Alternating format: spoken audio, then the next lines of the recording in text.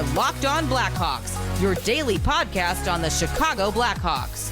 Part of the Locked On Podcast Network, your team every day.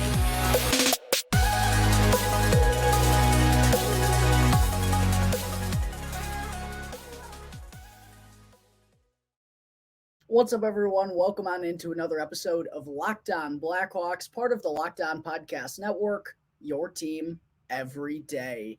I'm your host, Jack Bushman. You can find me out on Twitter at JackBushman2, or you can also go and check out my Strictly Blackhawks account at Talkin' Hockey for all the latest Blackhawks news and updates. And just a quick reminder that you could subscribe or follow along for free on YouTube and wherever you may be listening to your podcast.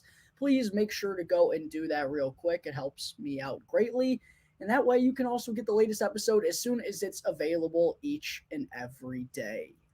All right, good morning, everyone. As always, thank you all for joining me on another episode of Locked On Blackhawks, your one-stop shop for all things Chicago Blackhawks. And thank you all for making the show your very first listen here to start off your day.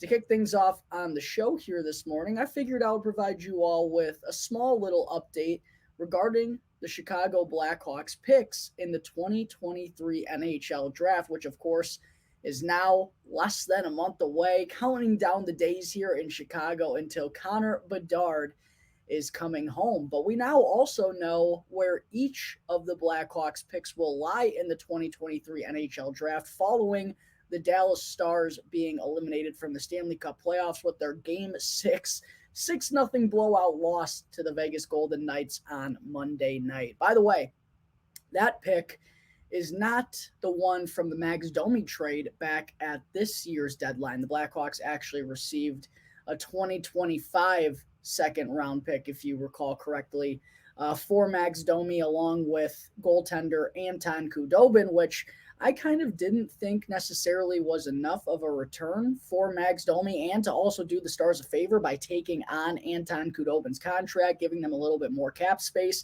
I personally thought the Blackhawks were going to get a little bit more than that, but at the end of the day, still getting a second-round pick for Max Domi. If you told me that at the beginning of the season, a couple of weeks prior to the trade deadline, undoubtedly I would have been happy. But no, that's actually not where this pick came from.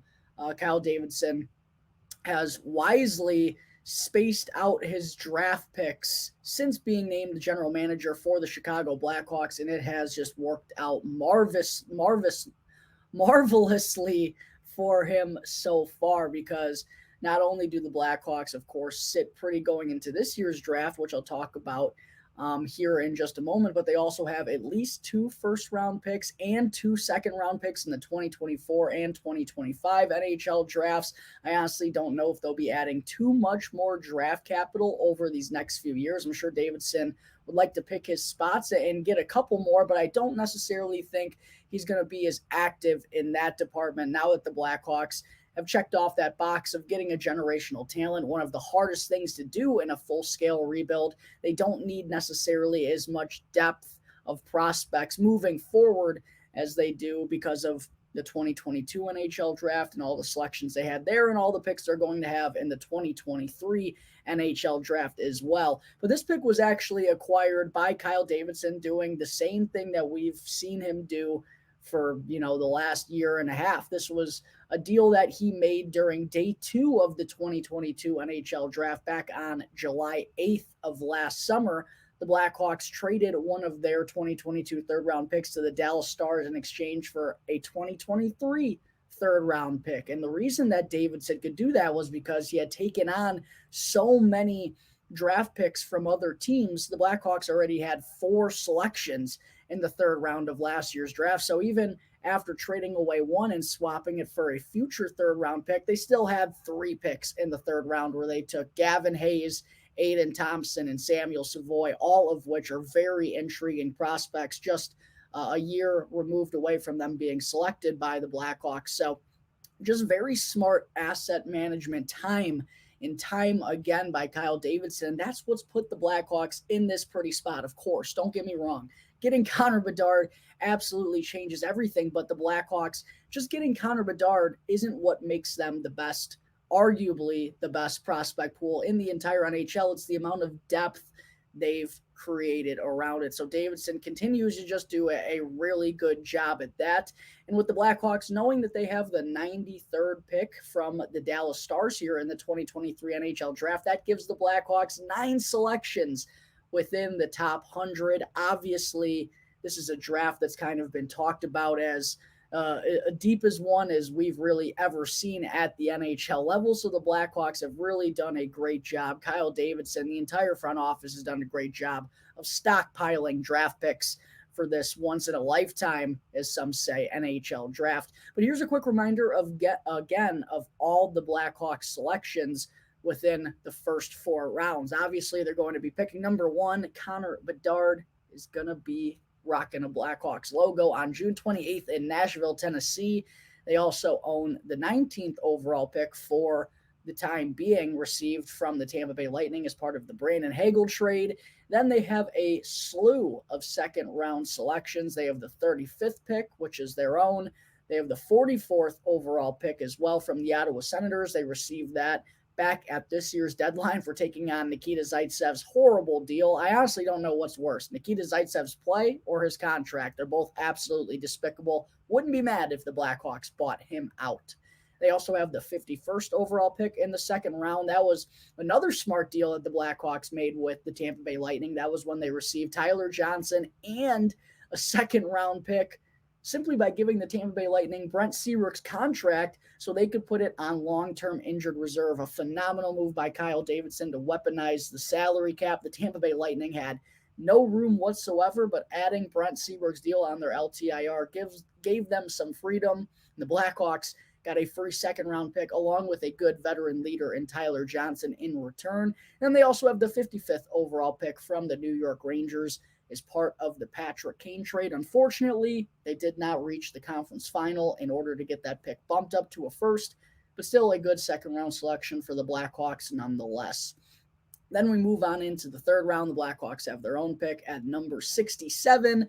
As I mentioned a moment ago, they get number 93 from the Dallas Stars, and they also have one of the best picks in the fourth round, which is also in the top 100 at number 99. So a good slew of draft picks here for the Blackhawks. Again, the 2023 NHL draft is just a month away, although the Blackhawks selections could look very different by the time the actual draft rolls around. I've talked about this numerous times on the show, so it's nothing surprising, but there have been some conversations about the Blackhawks potentially trying to move up from number 19. I did reference Scott Powers in a recent article for The Athletic. Did mention there are some concerns about the Blackhawks finding a way to trade up. It kind of seems like the Vancouver Canucks might be a make or break type of situation. That seems like the best opportunity for the Blackhawks to try and trade up. But yeah, there could be a lot of picks on the move here. Who knows if the Blackhawks are going to be staying at number 19. I've kind of thrown around a couple of different potential trade packages that we could see happen if the Blackhawks and Canucks do wind up making a trade like they seem to be destined to be this summer. I could see the Blackhawks trading picks number 19 and 35 in order to maybe get up to number 11, or maybe picks 19, 41, and 51 to get up to number 11. There could also be some involvement with Brock Besser in a deal like that, someone who the Canucks may try and shed off of their books this year. They're currently $1 million over the salary cap at this point, so they definitely have to make a deal. Could be Brock Besser, could be Anthony Beauvillier, could be Connor Garland. Those are kind of the names that I expect would be in the mix if the Blackhawks do wind up trying to retain some salary from them. But yeah, a lot of action. It could be happening on the Blackhawks side of things before that June 28th draft. I also think if the opportunity presents itself, the Blackhawks wouldn't be scared to trade up earlier into the second round to get a player who's still available, or even maybe dip back into the first round like we saw them do last year. If there's a player that they like that they don't think is going to be around for much longer, maybe they try and package, picks number 44 and 51 to move up in the second round, or maybe they package 35 and 44 to go up late in the first round. Those are kind of the things I think the Blackhawks could be looking at before the NHL draft takes place here in just over a month.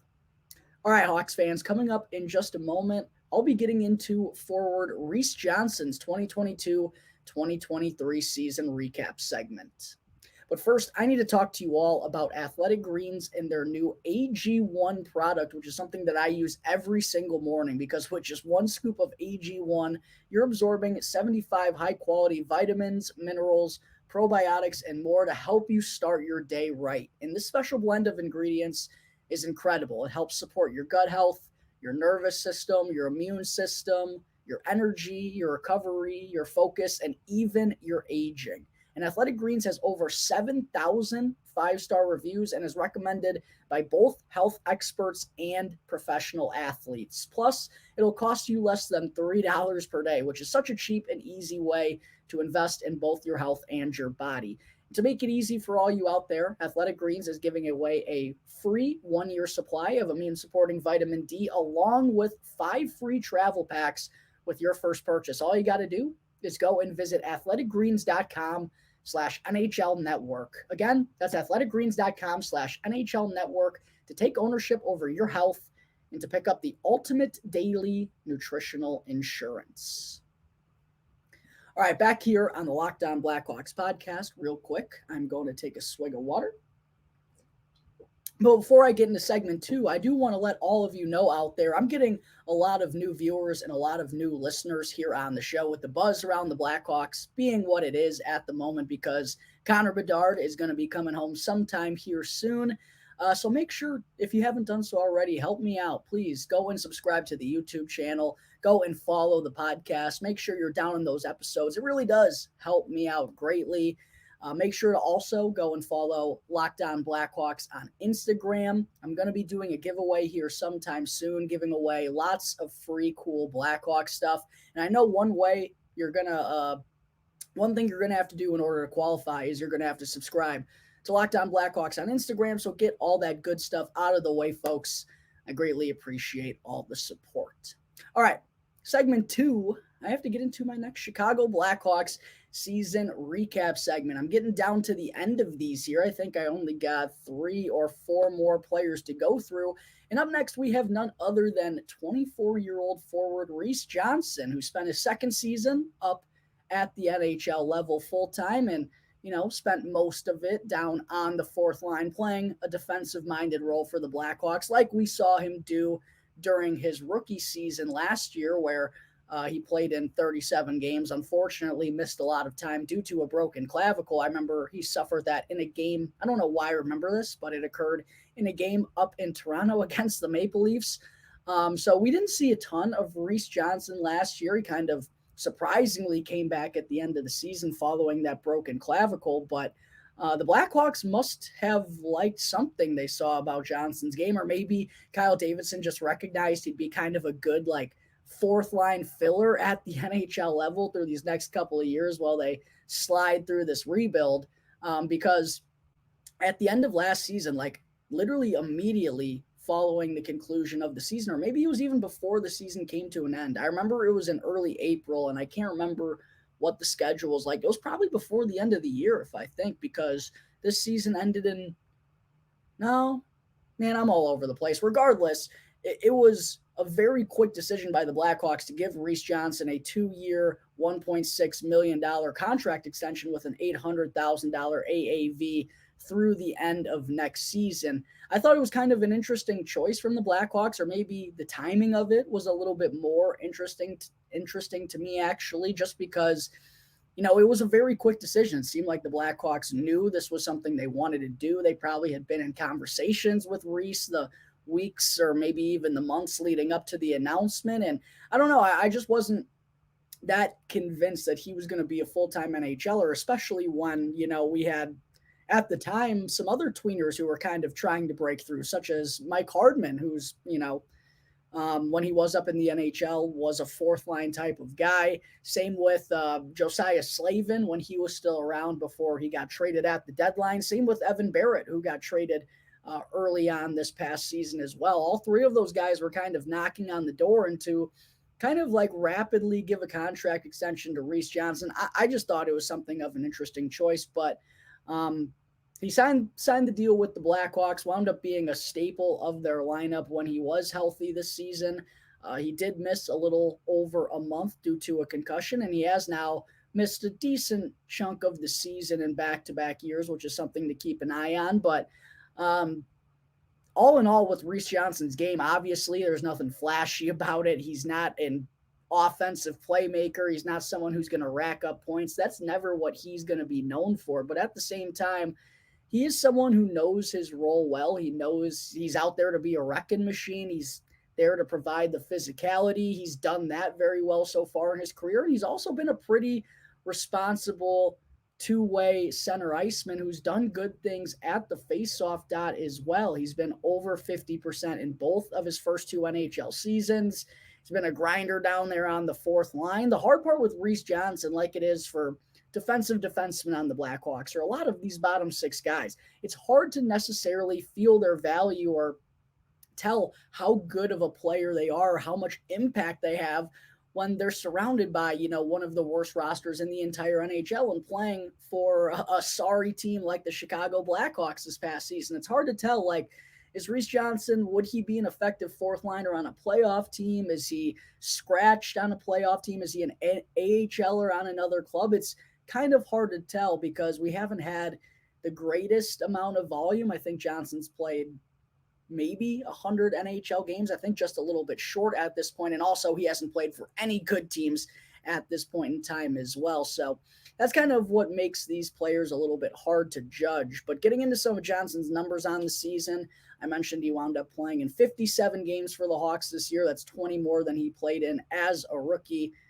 A lot of that was because he missed time with a broken clavicle, wound up tallying 4 goals and 2 assists for 6 points this season. That's as many points as he tallied in 37 games last year, although the Blackhawks offense was undoubtedly worse as a whole this past season. He did score 4 goals this year, which was 3 more than he had as a rookie, but only had 2 assists, and he had posted 5 in 37 games the year prior. So kind of do with that information as you will. Obviously, the Blackhawks' fourth line wasn't doing a whole lot of goal scoring this year. Johnson wound up accruing 38 penalty minutes. It's kind of what's going to happen when you go out there and are trying to run through everything every single shift. I can't really be mad at that. Maybe I'd like to see the number down a little bit more because Johnson is a penalty killer, but that's kind of what you get when you ask Johnson to go out there and do the job that he does. Shot 7.4% this season, which is pretty respectable for a fourth liner, just not a whole lot of volume there. Averaged 11 minutes and 1 second of time on ice, truly a fourth line role all season long. And as I mentioned earlier, over 50% in both of his first 2 NHL seasons at the faceoff dot, 53.1% for Reese Johnson this season, pretty solid. And the Blackhawks as a whole were a lot better at the faceoff dot than I think anyone anticipated them to be going into the year. I thought it's probably just going to be the Jonathan Toews show, but surprisingly, Max Domi had that surge. Sam Lafferty was a capable faceoff man, and then Reese Johnson was holding it down on the fourth line as well. He wound up tallying 23 block shots. Probably would like to see that number a bit higher considering the penalty kill role that he has. But he did accrue 178 hits in 57 games. I mean, Reese knows what he's doing out there, and it's trying to run through everybody, like I just said. I love that physicality. I love the willingness to sacrifice the body, even though he missed time with a concussion and he suffered a broken clavicle in his first 2 years. It's kind of the result of being a runaway freight train out there. And look, the Blackhawks don't have a whole lot of that in their lineup. And I certainly respect Reese Johnson for taking on that role these last 2 years. It's not an easy job to do. It's not the most fun one to be out there blocking shots, fourth liner, hitting people along the boards and not really getting any of the glory. But Reese Johnson knows that that's what he's here to do. And I give him a lot of respect for doing it night in and night out. In terms of the analytics, not the best year for Johnson. 37.9 Corsi for percentage this year. Can't really expect it to be all that positive, though, when he started nearly 3/4 of the faceoffs he took occurred in the defensive zone. Obviously, he was a penalty killer on the ice in defensive situations. These numbers were bound to be pretty bad, but they honestly weren't as terrible as I thought they were going to be. He was on the ice for 15 goals for to 36 against in all situations. And one thing that didn't help his case was the Blackhawks Goaltenders had an 89.7 save percentage when he was on the ice this year. So didn't help his cause in some of these analytics, but didn't really expect them to be good in the first place. So kind of taking everything into consideration here, I mentioned Reese Johnson's a little bit of a toughie to gauge in terms of the expectations, though, coming into the season. Thought Reese Johnson, would be a capable face-off guy, did that. I thought he'd provide the physicality. He did that. Did he put up the offensive numbers? Maybe I would have liked to see him get over 10 points after having 6 in 37 games last year, but it's not like I was relying on Reese Johnson to be providing offense for this Blackhawks team. So all things considered, it's a toughie to gauge. There were a lot of mixed results out there.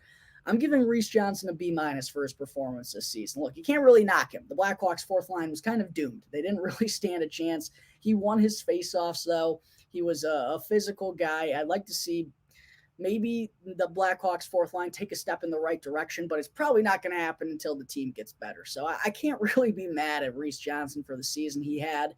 So that's why I'm going to give him a B- for his performance this year. All right, coming up in just a minute, don't go anywhere because I still have to get into forward Gabe Perreault's 2023 NHL Draft Profile. All right, time to get into my next 2023 NHL Draft Profile here on the Locked On Blackhawks podcast. And of course, as you all know by the title and the thumbnail, I'll be diving into 18-year-old forward Gabe Perreault from the United States Development Program. By the way, if you haven't done so already, make sure to go and check out my previous NHL draft profiles, as I've already gone over Colby Barlow, Andrew Crystal, and Ryan Leonard. 3 very intriguing prospects that are all expected to go pretty high in the 2023 NHL draft. While you're checking out those videos, make sure to subscribe to Locked On Blackhawks on YouTube. I greatly appreciate it, folks. All right.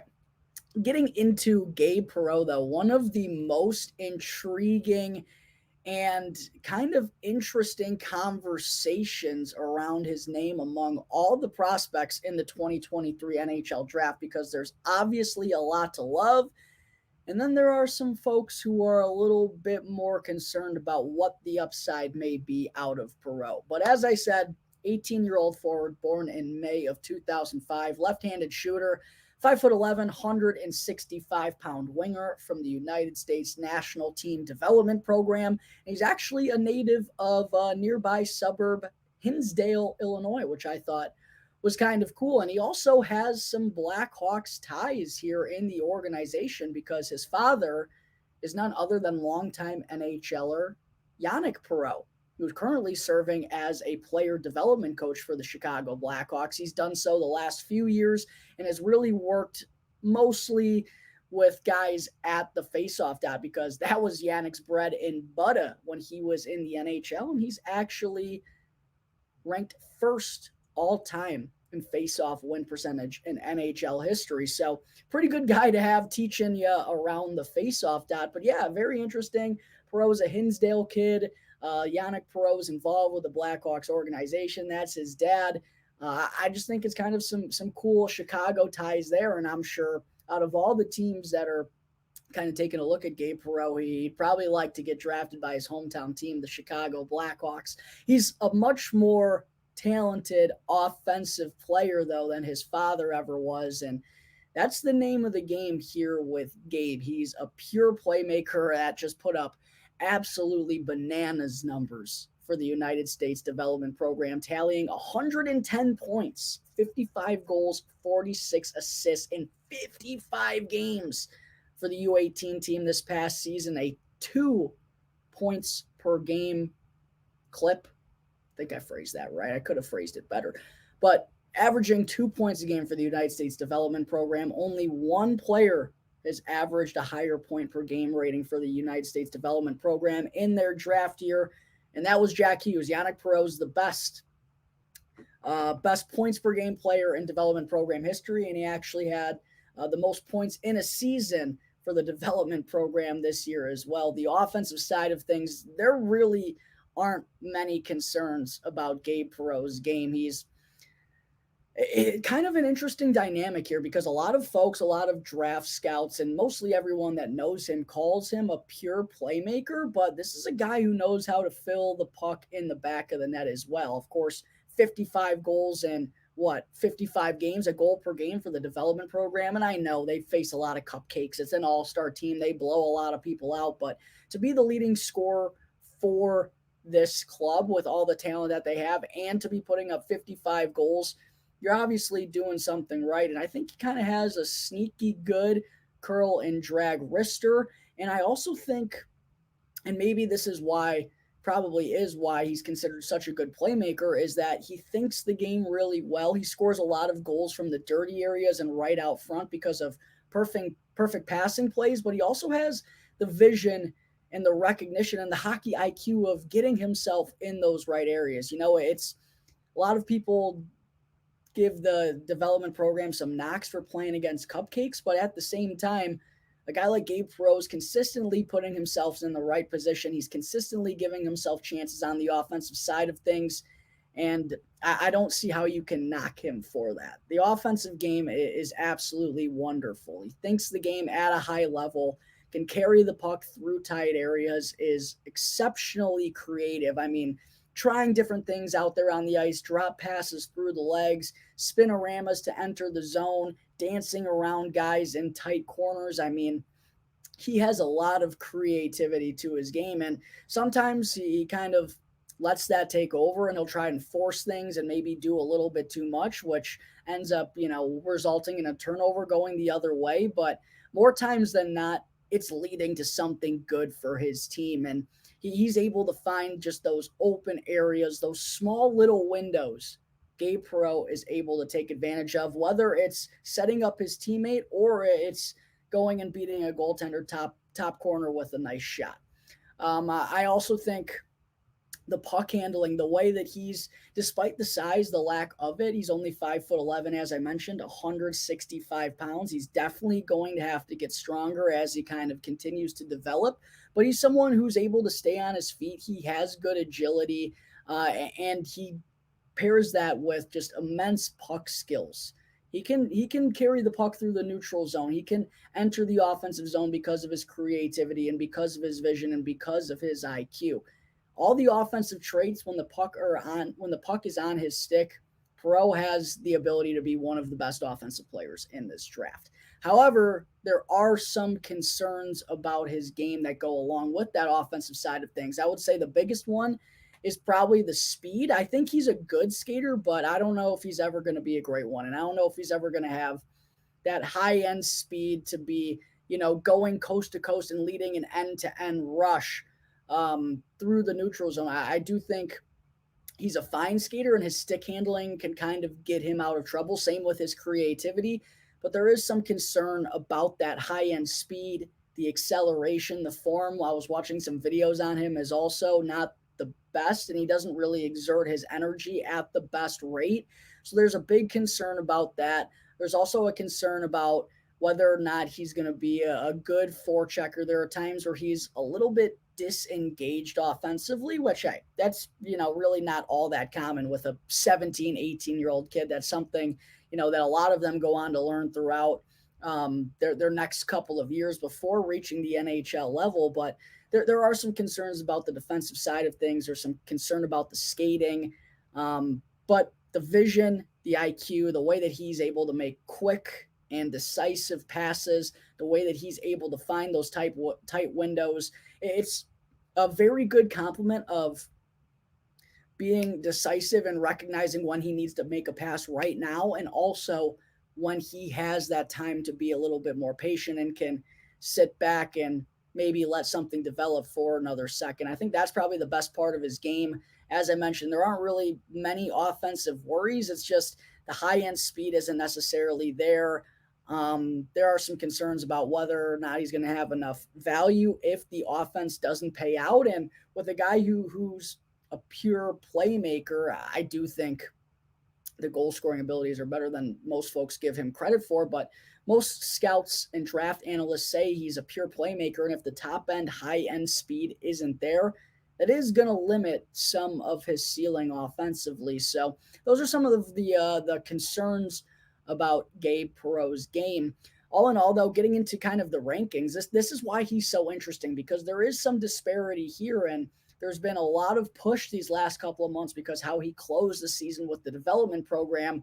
He's a guy who's kind of been, his stock has certainly been rising these last few weeks and probably will continue to rise as we get closer and closer to the 2023 NHL draft, because he just put up ridiculous numbers with the development program, the most in team history. He also played with Will Smith and Ryan Leonard, two guys who are expected to go in the top 10 all season long. They're also going to be going to Boston College next year together, and that team is going to be an absolute juggernaut. There's a lot to like about his game, obviously, and that's why these rankings, I think, are so interesting. Craig Button had him ranked the highest at number 15. He was ranked 19th by Sportsnet, 21st by McKean Hockey, 23rd by Bob McKenzie, 24th by the Hockey News, 25th by Daily Faceoff, 29th by Dobber Prospects, and 31st by Elite Prospects. But interestingly enough, just a few days ago, Corey Pronman had him going all the way up to number 12. So, as I mentioned, a lot of disparity about where Gabe Perreault could wind up landing. But it sounds like the Blackhawks may not necessarily have to trade up in order to get him. I know I just said Pronman had him going at number 12. Maybe the Hawks will have to trade up to number 11 to get him, but it feels like a more likely scenario if he is their guy, if they do really like him. They maybe feel more comfortable trading up with the Calgary Flames or the Pittsburgh Penguins, who are a couple selections ahead of him. I think that could be a situation, or maybe they just wind up getting lucky and Gabe Perreault falls to them at number 19. Again, if he is the player they want to go with. But kind of all in all, to put a bow on this, the strengths of Gabe Perreault's game, obviously the playmaking abilities are immaculate. His puck handling and vision combination is incredible. He's remarkably creative out there. He finds areas and passes and little openings that most players wouldn't be able to find. He also has been really good at establishing chemistry with other players, like we saw with Ryan Leonard and Will Smith this season. Those three only got better and better and better together as the year went on. I also think he's going to be an exceptional power play threat because of his vision and the way he's able to thread passes. He's also, like I said, got a sneaky good shot and has shown an ability to fire a one-timer in the past. And then getting into the weaknesses, the size, obviously, 5'11", 165 pounds. He's going to have to throw some weight on.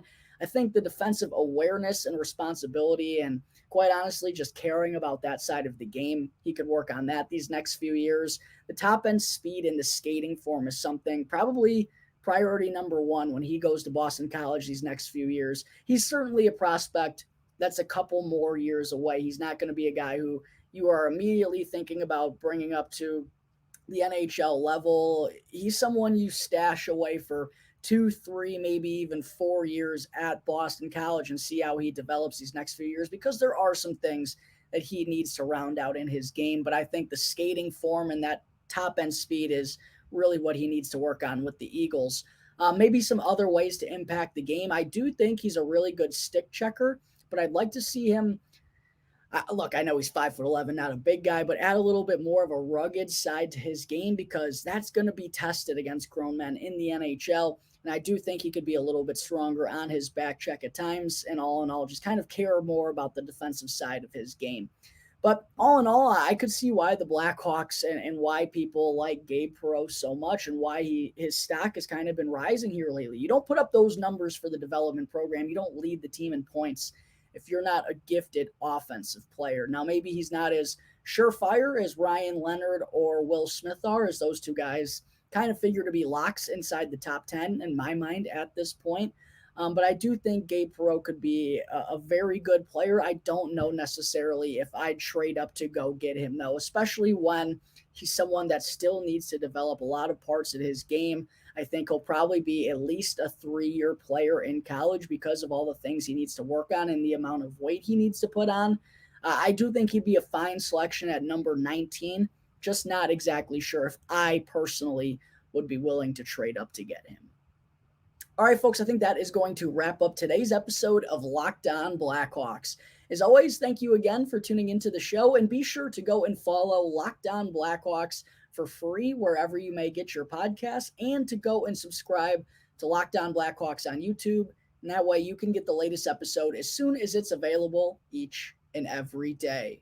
Once again, I'm your host, Jack Bushman. You can find me out on Twitter at JackBushman2, or you can also go and check out my Strictly Blackhawks account at Talkin' Hockey for all the latest Blackhawks news and updates.